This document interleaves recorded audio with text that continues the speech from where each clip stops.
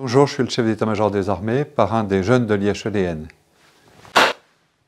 Et c'est parti. C'est parti.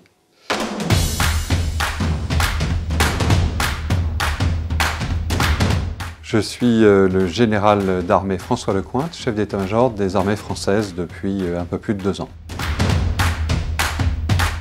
Être chef d'état-major des armées, c'est être le plus gradé et le premier dans la hiérarchie militaire.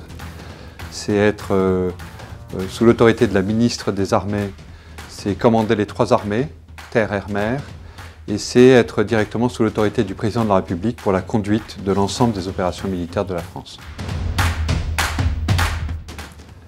Je pense d'abord que c'est compliqué pour moi d'imaginer ne pas rejoindre l'armée.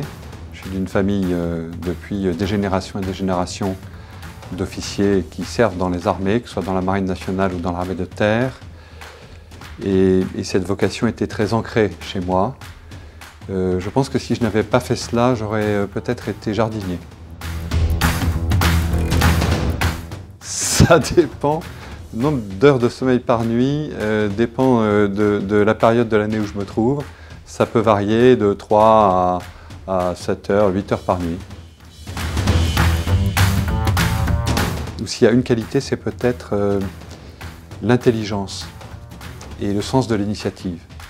Parce qu'au combat, le combat étant une confrontation de volonté, ce qui garantit le succès, c'est la capacité à imaginer, à créer, et tout en respectant l'esprit de l'ordre qu'on a reçu, à trouver la bonne initiative qui surprendra l'ennemi et l'adversaire.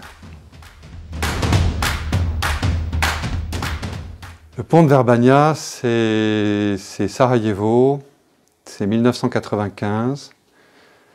C'est un épisode de l'histoire de l'armée française récente qui marque les esprits, d'abord parce que ça marque un changement de posture brutal dans cette intervention des casques bleus et des Français à Sarajevo.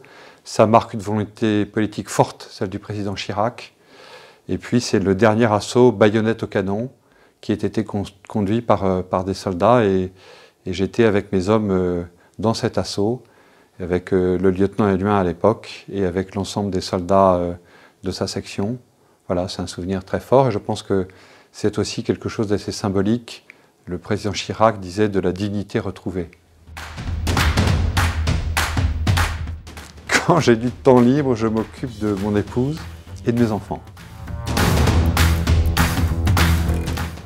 J'hésite entre un livre de Stendhal qui n'est pas très connu, mais qui est un livre que devrait lire tout jeune officier, Lucien Lehenne, ou alors Belle du Seigneur de Cohen.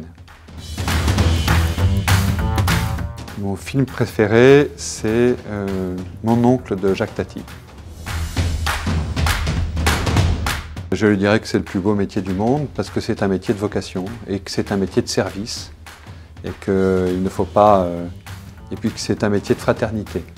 Donc si c'est quelqu'un qui cherche à s'engager, qui pense avoir une vocation et qui a envie d'être proche des autres hommes, il faut qu'il choisisse de s'engager dans les armées.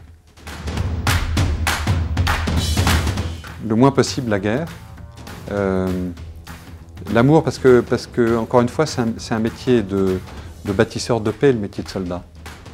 Donc le soldat se résout à faire la guerre parce qu'il accepte cette obligation morale terrible vis-à-vis de ses concitoyens, de devoir porter la force de ses concitoyens, mais il le fait en limitant au maximum le recours à cette force et dans l'espoir d'arriver à la paix le plus vite possible. Vous savez, la guerre c'est quelque chose de très dur, le combat c'est quelque chose de très douloureux. Et donc un soldat se résout au combat, mais en espérant le plus vite possible arriver à la paix, à l'amour.